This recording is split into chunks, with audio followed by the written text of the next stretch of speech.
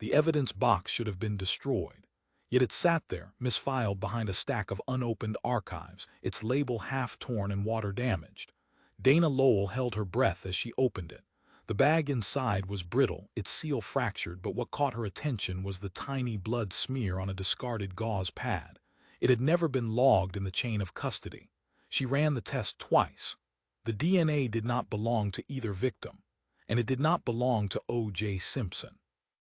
She paused, staring at the result like it had spoken aloud. The Simpson case had been closed for decades, locked behind verdicts and public opinion. But someone else had bled at that scene, and no one had ever asked who. Dana was not supposed to be working this. Her license was on the line. But as she drove to the address tied to the recovered evidence, she could not shake the feeling that someone knew she had reopened the box, and that they were already one step ahead. When she turned the corner of the gated estate, the front security camera was no longer pointing at the door. It had been twisted toward her car. Like the video and share it with your friends. Subscribe to our channel for daily crime cases we uncover. Turn on notifications so you never miss an update. The archive room was quiet, colder than Dana Lowell remembered. Fluorescent lights buzzed overhead, flickering like they were unsure of their purpose. She moved down the rows slowly, guided by memory more than paperwork. It had been years since she had worked this building, but the layout was burned into her muscle memory. Dana had spent nearly 2 decades in forensic analysis. She had testified in over 70 cases. She had walked away from it all after one mistake, a mislabeled swab that unraveled an entire trial. Though cleared of intentional misconduct, the guilt never left her. Now working as a licensed private investigator, she avoided high-profile cases. That changed when an anonymous email arrived 2 weeks earlier. The message was simple. Simpson, Box 1167 Delta, buried truth, no name, no traceable metadata. She deleted it twice, but her hand still typed the box number into the old lapped evidence system. And there it was, listed as destroyed in August 1998. Dana had known enough about archives to recognize a red flag. Destruction logs were never that clean. It was as if someone wanted the file gone before anyone checked what was inside. She found the box wedged behind a rusting shelf. The label was peeling and water-damaged, but the number was clear. 1167-Delta. It looked like it had not been touched in decades. Inside was a mess of improperly sealed evidence, broken bags, handwritten tags, and one sterile gauze pad with a smear of dark red. Dana's pulse quickened. She knew it should not be there. There was no logged reference to blood-stained gauze in the original case files.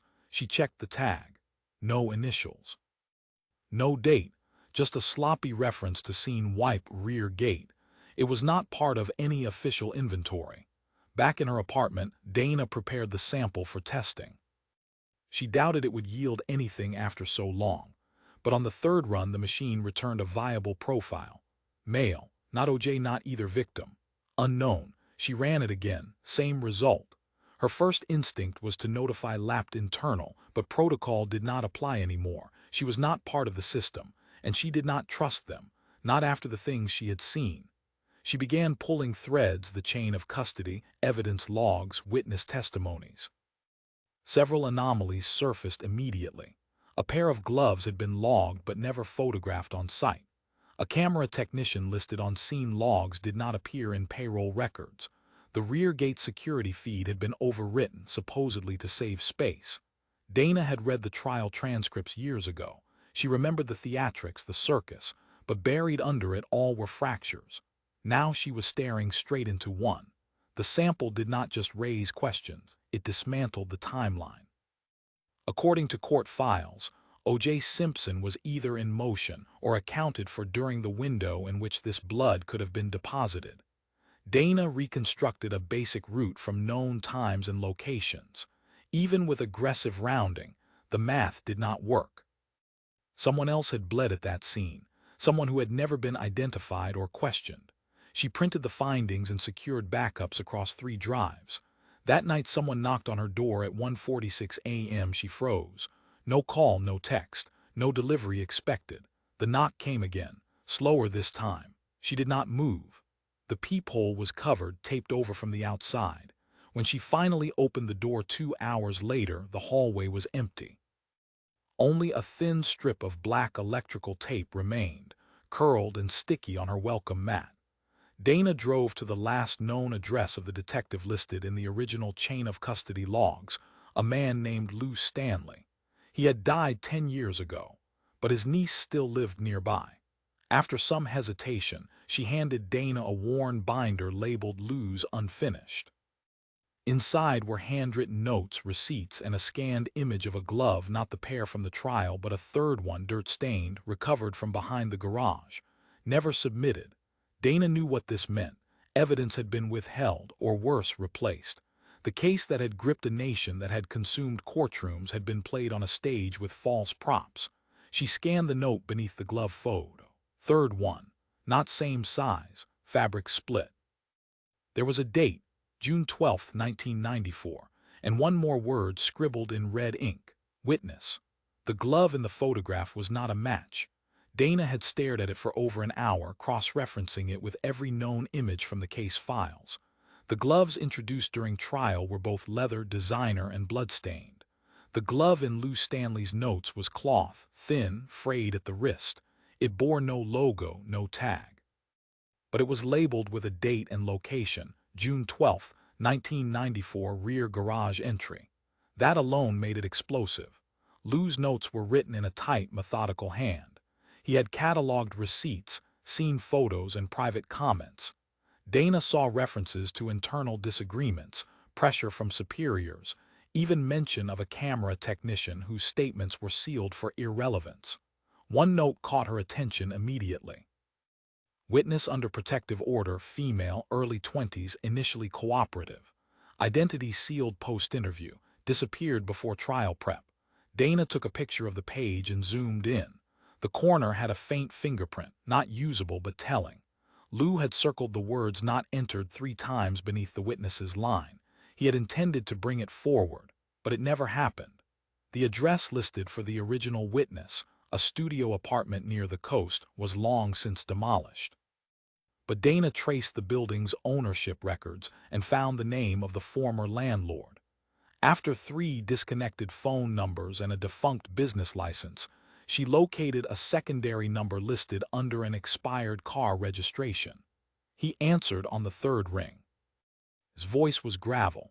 He remembered the girl, said she left suddenly after a break-in at her apartment, took nothing with her, left behind unpaid rent, clothes, even her gold watch. Dana pressed for a name. He paused, then said he only knew her as Rena, no last name, just Rena. Dana ran it through everything: court witness lists, jury pool names, press witness records. Nothing. But then she pulled a forgotten database, a short-lived lapped internal document dump from 1996. It was never public. A few names were scrubbed improperly. One entry had the first name Rena tied to a temporary witness ID, R04711C. That file had been sealed. Dana reached out to a contact from her forensic days, someone who owed her a favor. She asked for one thing: a lookup on the sealed witness ID. The result arrived 12 hours later. It was a hit. Rena Caston, 23 years old, in 1994. Temporary security clearance granted after a visual ID placing her near the crime scene on the night of the murders. Witnessed an unidentified male running from the gate carrying a dark bag. Her sketch of the man never matched O.J. Simpson or any known associate. Her statement had been labeled non-critical and removed from court prep. Dana sat in silence. The report said she was last seen checking into a roadside motel 2 weeks before the trial. Then nothing. No employment history, no social record. Vanished. There was one more detail in the lookup. A scanned note from a retired lapsed sergeant had been attached. It read, "Caston knew more than she told, said someone warned her not to speak, thought she was being followed, disappeared before final interview. Internal said let it go." Dana stared at the name, Rena Caston. She reached for her board and drew a line: Simpson, glove, blood sample, Stanley's notebook, Rena. The same elements were surfacing over and over. She needed a second opinion, not from the police. She contacted an old lab partner, Nora Fitz, who now worked in private defense analytics. Dana asked her to run the blood sample independently off the grid. 2 days passed. On the third night, Dana's laptop screen flickered. Her internet dropped. Her backup router failed. She went to check the breaker. It had been flipped. Manually. Someone had been inside her building. She checked her office. Nothing stolen, nothing moved except one item. Lou Stanley's binder was gone. She checked her backups. Her digital scans were still there, but someone knew she had the originals, and they wanted them gone. Nora called later that night from a secured line. The blood sample result had been verified, not O.J. Simpson, not the victims. But the DNA matched a sealed file from a different case, an unidentified male involved in a home invasion 2 blocks from the crime scene 3 months prior. The suspect had never been caught, but partial blood had been recovered from a broken window. The match was 99.6%. Dana asked if the match had ever been cross-referenced with the Simpson case. Nora hesitated. No, the databases had never overlapped. Different case silos, different teams. The profile belonged to a man whose name was never known. A man who bled at a nearby crime scene and now showed up in the Simpson archive, hidden in a mislabeled bag. Dana traced back the original evidence handler. A tech named Barrett Monroe, low-level chain of custody role. He was suspended in 1996 for unrelated misconduct and quietly left the force. She found him working as a security consultant in a small-town office complex. When she arrived, he was not surprised. He said only one thing: "I knew this would resurface." Barrett Monroe sat in a small office that smelled faintly of old coffee and laminate cleaner. His desk was bare except for a single pen, a closed laptop, and a framed photo turned face down.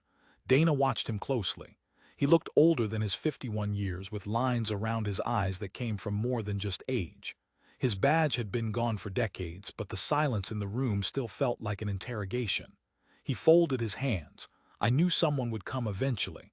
I just thought it would be a reporter or a lawyer." Dana said nothing. She placed the printed image of the gauze pad on the table, then the glove photo, then the name Rena Caston. Barrett glanced at each in turn. He did not flinch. He did not pretend not to know. That, more than anything, told Dana he had been waiting to speak. "You think I hid that bag, that glove, that I helped fake the evidence?" Dana nodded once. He leaned back. "I did not fake anything. I followed orders." Dana's pulse tightened. The line was always the same. It was how bad evidence survived. Someone above, someone out of reach, always passed down the quiet commands. "I was told the bag was a duplication, that it was incorrectly logged from another scene and should be discarded. When I went to toss it, the seal broke. I saw the blood. That was not duplication. That was fresh evidence. I set it aside. Labeled it discreetly. I never got the chance to re-enter it." Dana asked him who gave the order. He looked at her dead center. "I never got a name, just a call. Internal extension. Told me which items to skip, which forms to avoid. Said the trial was already overloaded and they were cleaning the narrative." Dana asked about the glove. He hesitated, then reached into a locked drawer. From it, he pulled a small flash drive. "This is all I kept. One image of the third glove. A log of the cleanup request. A memo draft I never filed." He slid the drive across the table. Dana checked the file contents later in her car. One folder held the original image of the glove, clearer than the one in Lou's binder. Another held a call log. The extension that contacted Barrett matched the internal records for a former lapsed evidence supervisor, someone Dana remembered only by name: Gregory Talmer. Talmer had died in 2004. Cancer. No public controversy. No inquiry, but Dana found one more file on the drive, a video timestamped but degraded. It showed a man walking across the rear of the estate, night vision overlay. The man was not O.J. Simpson. He was thinner, taller, wearing a cap and carrying what looked like a duffel. The figure paused at the gate, turned, and for a split second, light from a neighboring house caught his face. Unclear, but definitely not the defendant. There had been security footage no one had ever submitted. Dana cross-checked the footage against LAPD's released archive. The angle, timing, and file name did not match any listed videos. The camera may have been privately installed or quietly retrieved. She froze when she saw the tag on the video file: RC-17 Beta Final RC.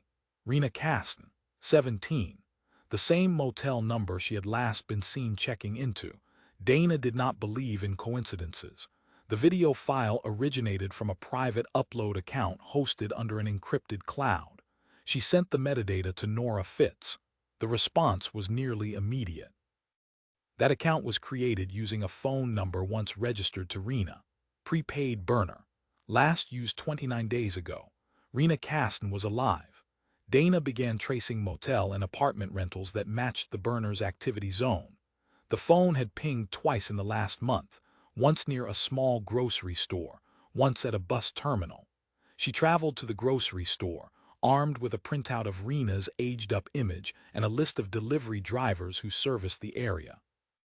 On the third visit, a driver recognized the image. Yeah, that woman comes by every few weeks, keeps her head down, pays in cash, real quiet, buys soup, canned fruit, 1 bag max. Dana left her number. 3 days later, she got the call. She was just here. Dana drove 20 minutes and reached the alley behind the grocery store. The delivery driver handed her a paper bag the woman had discarded by mistake. Inside was a receipt, a single piece of candy, and a library checkout slip, name blacked out but due back in 5 days. The library had only one location in that area. Dana staked it out the next 3 afternoons. On the 4th, she saw her. Rena Caston. 30 years older, hair dyed and cut, glasses, slight limp. She walked with the weight of someone who knew she was not supposed to be seen. Dana followed her from a distance, careful, unmarked. Rena moved cautiously but did not look behind her. She entered a low-rent apartment complex and used a key to access Unit 8. Dana did not knock.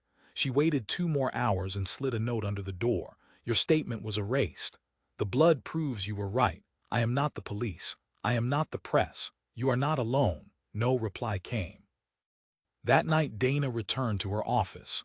A plain manila envelope sat on her desk. Inside were 3 printed photos. The first, Dana standing outside Barrett Monroe's building. The second, Dana parked near the grocery store. The third, Rena. Walking alone. Red circle drawn around her head. There was no note. Dana stared at the photos for a long time. Someone had followed her, tracked her, documented her contact with Rena. That meant they were close, organized, and not afraid to reveal their presence. She scanned the photos for clues, different angles, different distances. Some appeared to be taken from inside parked cars, others from elevated angles, possibly rooftop cameras. Whoever had captured these shots had been in place long before Dana arrived. They had been watching for days. She ran the photos for digital fingerprints, nothing. No printer codes, no identifiable markings. Even the envelope was generic. Whoever delivered it had taken steps to erase their trail. This was not just intimidation. It was a warning. She drove back to the apartment complex the next morning, arriving just before sunrise. She parked 2 blocks away, changed her appearance slightly, different jacket, sunglasses, her hair tucked into a cap. She took the rear entrance to the complex and positioned herself at the corner stairwell, watching Unit 8. At exactly 8:15 a.m., the door opened. Rena stepped out, hood up, face low. She carried a tote and moved quickly. Dana followed at a measured distance, using parked cars for cover. Rena entered the library 10 minutes later. Dana waited 5, then stepped inside. The library was mostly empty. Dana scanned the stacks. Rena stood in the nonfiction aisle, her hand resting on a shelf, unmoving. Dana approached slowly. When she was close enough, she spoke quietly. I'm not here to expose you. I need the truth. Rena did not look at her. She kept her eyes on the spine of a book. Her hand trembled slightly. You are already being followed, she said, barely above a whisper. Dana nodded. I know. That is why I need you. Your statement was buried. Your sketch disappeared. They said you ran, but I found your camera file, the blood sample. You were right. Rena inhaled sharply but did not speak. Dana continued. The man you saw, he was not O.J. Simpson. He carried a duffel. He ran from the rear gate. You gave a description. It matched no one. That information never made it to court. You vanished 2 weeks before trial, but someone still has your file. They are watching both of us. Rena finally turned. Her eyes were older but familiar. There was fear in them and anger. They said I would be safe if I disappeared, that it was too late to change anything. They said if I stayed quiet, no one else would get hurt. Dana pressed. Who? Rena shook her head. 2 men. Not in uniform. Said they were internal investigators. Showed badges, but I never saw them again. They came to my apartment after I gave my second statement. Said the sketch was being misused, that I would be accused of fabricating it. One of them knew my father's name. Said he had unpaid taxes, that he could lose his job. The next day someone broke in, took everything. Dana asked why she never came forward. They said the trial was just theater, that it would not matter. And when the verdict came down, I thought maybe they were right. I moved, changed everything. I told myself it was done. Dana handed her a photo of the glove, then the gauze pad. Rena's eyes widened. I remember that glove. I saw it drop. The man tripped, caught himself on the side of a flower box. The glove snagged on the corner. He pulled it loose. I saw the tear. Dana leaned in. Do you remember his face? Rena looked down. I thought I did. I tried to draw it. But every time I think of it now, it fades. Like I was not supposed to hold on to it. Dana asked if she would testify even now. Rena hesitated. Only if it stays sealed. I cannot go through that again. Dana promised to protect her identity. She asked one last question. Why were you even there that night? Rena's answer was quiet. I was meeting someone, a friend of the victim. I never saw them. I waited too long, and then it all happened. Dana left the library with her head spinning. The narrative was shifting. The witness existed. Her memory placed a third person at the scene. Someone who had dropped the torn glove, left blood behind, and escaped through the rear gate. Dana uploaded a voice transcript of the interaction to her encrypted drive. She flagged it as Tier 1 critical. Then she left town, just for 24 hours, enough to throw off anyone watching. When she returned, her office had been breached. No forced entry, no alarms, but her backup drives were gone. Only the primary remained, and that one had been wiped. The screen blinked a message when she tried to boot. Wrong question. She checked her walls. 3 pinholes near her whiteboard, the thumbtacks from her chain of custody chart, were missing.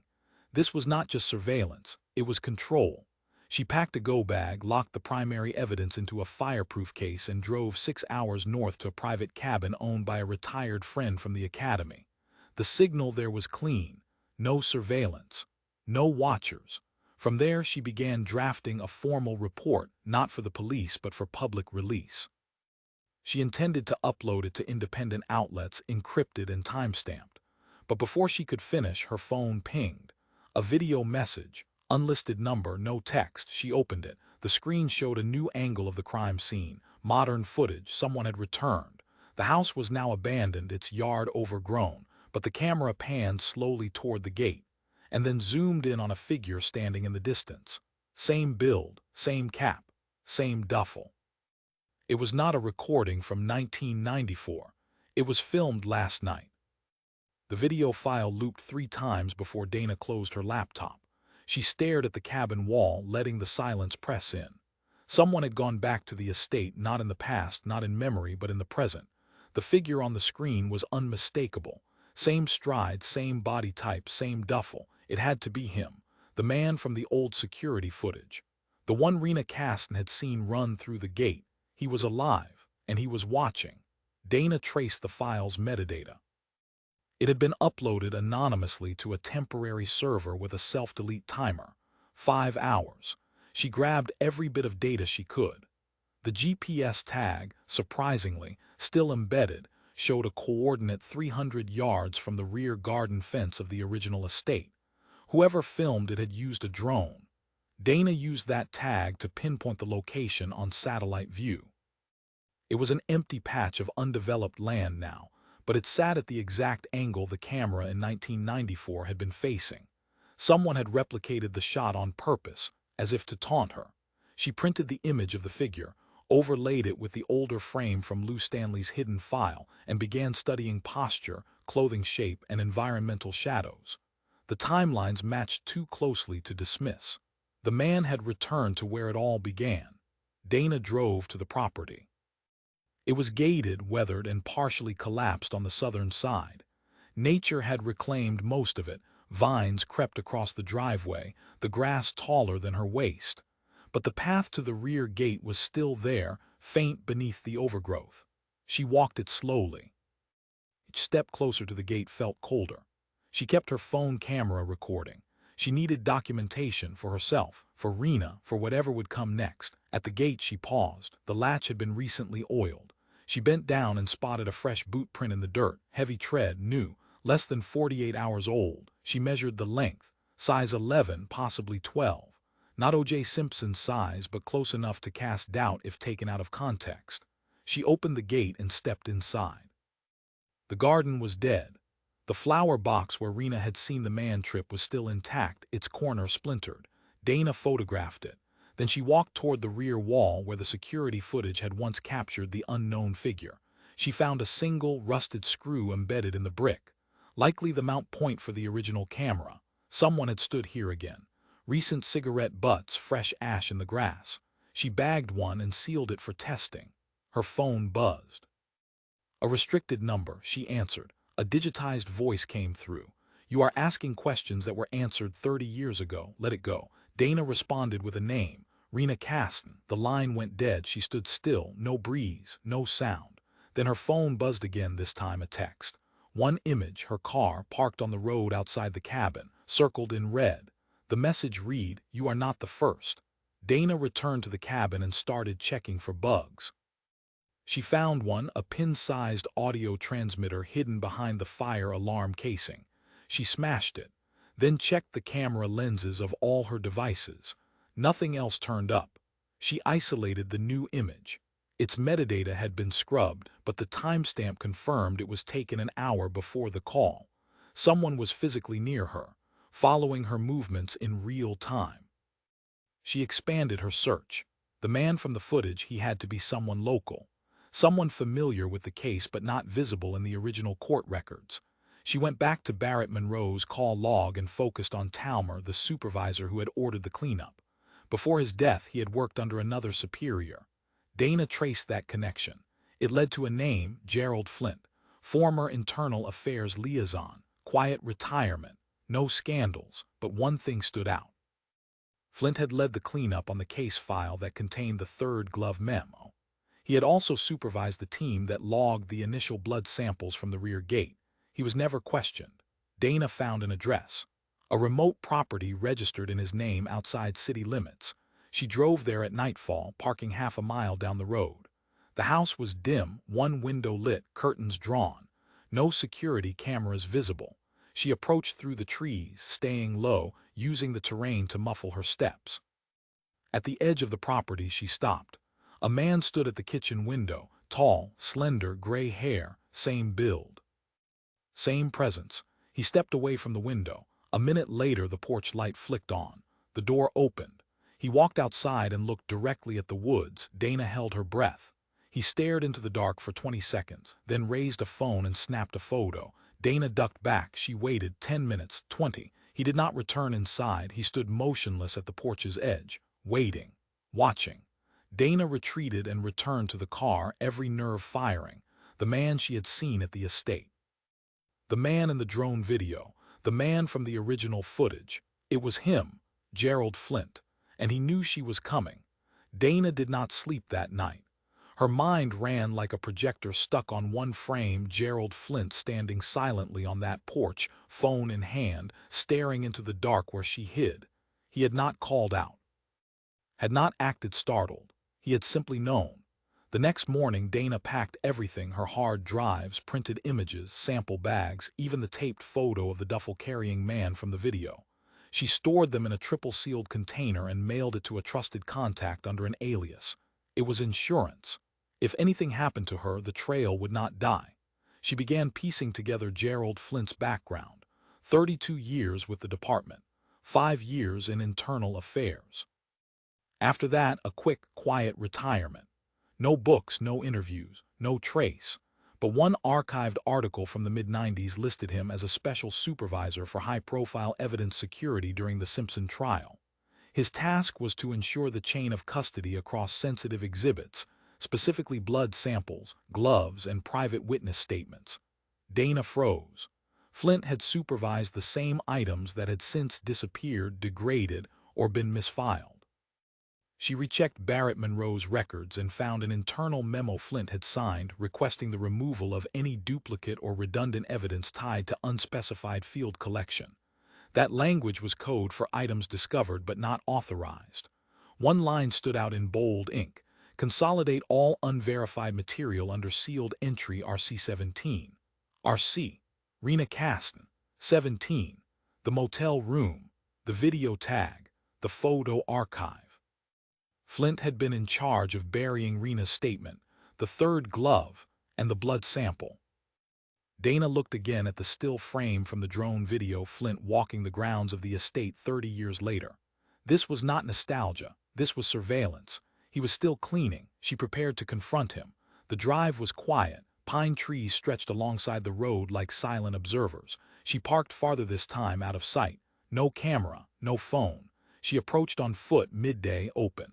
When she knocked, the door opened within seconds. Gerald Flint stood in the doorway.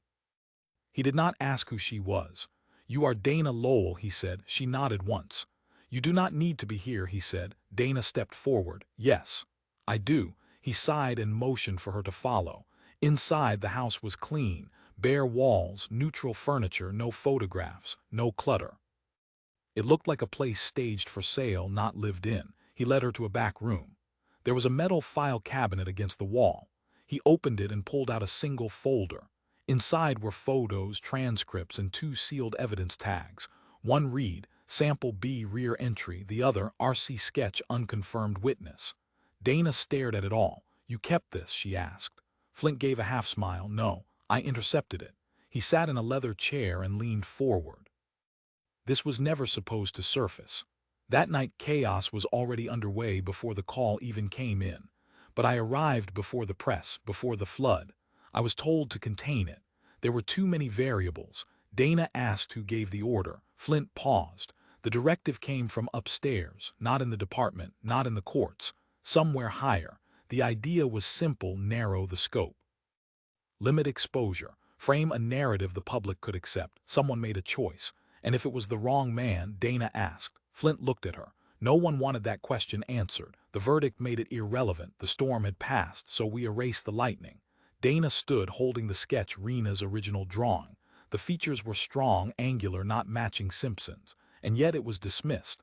Flint stood with her. "You think you are close. You are not. You are standing inside a sealed chamber. You open that door, the pressure crushes everyone." Dana asked one final question. "Were you the man Rena saw?" He did not answer. He walked her to the door. "You will not find peace here," he said, "but you might find safety, if you stop now." The door closed behind her. Dana drove 2 hours without speaking. Her phone pinged once she reached signal range. A new message. No text, just a symbol, a red circle. Dana recognized it from the envelope photos. Whoever sent this was watching again. But this time the image attached showed something new. A fire. The cabin where she had stored her backups engulfed in flames. The timestamp was from 1 hour ago. She pulled over, heart pounding. They were not trying to scare her anymore. They were erasing everything. She called Nora Fitz. The call went to voicemail. Then her screen lit up, incoming call. Unknown ID. She answered, a familiar voice. "Rena, I got your message. They know I talked. I have to leave again." Dana spoke quickly. "Do not disappear. I can protect you." Rena's voice was calm but strained. "They do not care about truth. They only care about silence." The line went dead. Dana sat on the side of the road, the fire image still glowing on her screen, the sketch in her lap, and Gerald Flint's final words echoing in her head. "The door is sealed, and behind it the truth still breathes." Dana knew she had crossed a threshold.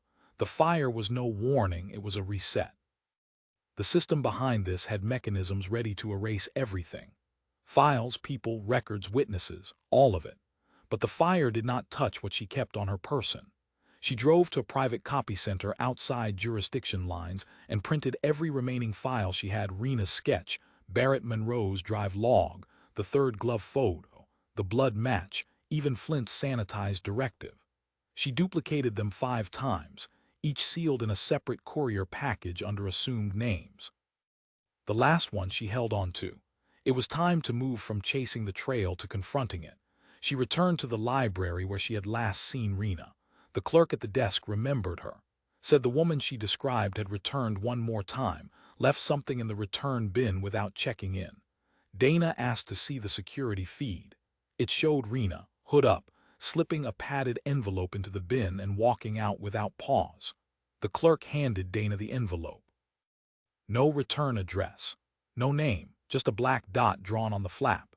Inside was an old audio cassette, labeled in faded pen, RC interview June 13, 94.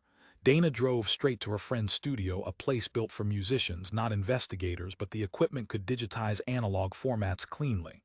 The room fell silent as the tape whirred to life. Rena's voice came through, younger, steadier. The interviewer was male, calm, official. She was describing what she saw. A man came from behind the hedge. He was tall, thin, not bulky. He had something dark in his hand, maybe a bag. He was sweating, looked panicked. He stumbled, his glove caught. He yanked it off and kept moving. Dana's pulse accelerated. The interviewer asked her about facial features. I only saw him in profile, but he had a narrow nose, clean-shaven, short hair, not tight. He ran strange, like his left leg dragged slightly. Dana rewound it, played it again. Left leg dragged slightly. Gerald Flint had a noticeable, deliberate gait, not limp, but enough. The interviewer asked why Rena was there. I was supposed to meet someone, a woman she said she needed to talk about him, said things were getting dangerous. Dana paused the tape, a woman, someone tied to the victim, trying to warn her. Who was she? The tape crackled back to life. Rena's voice had dropped in pitch. She never showed. I waited 40 minutes. I saw the man. I left right after. The final minute was muffled, the interviewer explaining confidentiality, caution, safety. Then a line Dana had not expected. You will be under temporary protection. Your ID will be sealed. You are not to discuss this with anyone. Then a final whisper. They will come for you if it gets out. Click. The tape ended. Dana sat in the quiet, the weight of the recording settling over her. It was Rena's original statement, clear and damning, never used in court. Her description had ruled out O.J. Simpson and placed an unidentified man fleeing the crime scene. It aligned with the blood sample, the glove, the footage, everything. And someone somewhere had buried it all. Dana needed Rena again. She traced the padded envelope's origin via postal scans. It had been dropped at a small post box outside town. Surveillance footage showed a woman in a scarf and coat, likely Rena. No way to trace, but Dana had one more route. She checked the motel where Rena had last stayed 30 years ago. The building was gone, but the storage company that had handled its demolition records still existed. She made a call.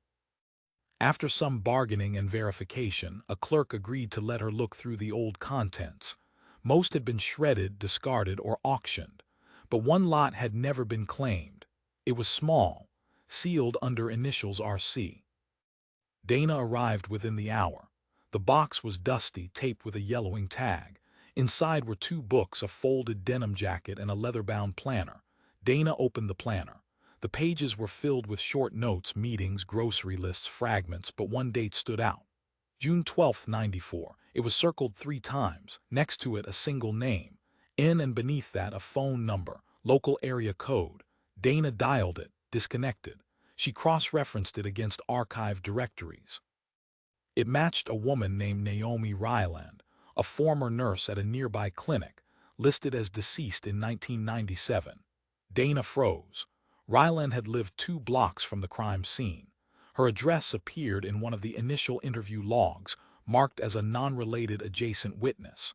Dana checked further. Ryland had filed a domestic disturbance complaint just days before the murders. The name of the individual was redacted in every digital copy. But Dana found the original scan, a poor-quality fax with the top edge visible. The last name of the accused, Flint. She sat back. The woman Rena was supposed to meet, Naomi Ryland, had tried to report Gerald Flint. She had reached out to someone connected to the victim. She had tried to warn them. And days later, she was dead. Cause of death, overdose. Ruled accidental. No autopsy requested by family. But Dana found a copy of the coroner's note. Blunt trauma visible behind left ear. No follow-up. No reclassification. Another silence. Dana left the storage facility with a copy of the planner and one thought in her mind. Gerald Flint had not just buried evidence. He had removed obstacles. Rena was nearly one of them. Now she was running again. Dana reached her car. The rear window had been shattered. On the driver's seat sat a single piece of paper. One word handwritten. Stop. Dana did not report the break-in. There was no point. No fingerprints, no witnesses, no cameras. Just the word stop in thick black ink. It was not a threat. It was a line in the sand. She had crossed it. With the planner, the tape, the witness statement, the blood sample, the third glove, and the altered chain of custody, Dana now held enough to reframe the entire narrative of the O.J. Simpson case. Not to prove him innocent beyond all doubt, but to force open the possibility that someone else had been there. Someone who had bled, someone who had fled, someone who had never stood trial. She gathered everything into a digital dossier, time-stamped, cross-referenced, mapped, and cited. Then she uploaded it to 3 independent legal archives, 2 public forensic networks, and 1 open journalism platform. The title was simple: RC-17, Sealed Witness, Silent Evidence. Within 12 hours, the file was mirrored on 12 other forums. Within 48, it had over 400,000 views. But Dana stayed quiet. She did not do interviews. She declined all calls. The story was not about her. It was about what had been missed or hidden for 3 decades. 3 days later, a new video file was sent to her encrypted inbox. No sender, no message, just a file name, return 6, MP4. She played it. Footage opened on a familiar scene, the rear gate of the original estate, but this time filmed from ground level, not a drone. A man in a dark jacket moved toward the flower box, crouched, and placed something beneath the rotted wood. Then he walked away. Dana froze the frame and zoomed. His face was partially visible. Not clear enough for confirmation, but close. The jacket matched Flint's style. The duffel was gone. Dana grabbed her keys and drove to the site. It was dusk when she arrived, windless still. She parked away from the main path and made her way to the rear gate. The flower box had collapsed slightly from age, but one side remained intact. She pulled it loose. Beneath the wood, in a shallow recess of dirt, was a plastic container. Inside it, a folded cloth. She opened it. The third glove, real this time. No longer just a photo, stiff with age, torn at the wrist. The inner tag still intact, a custom identifier linked to a now-defunct sports gear company that had made limited runs for private security contracts in the early 90s. She photographed it, bagged it, and drove. The lab ran the scan that night. There was blood inside the glove, not O.J. Simpson's, not either victims.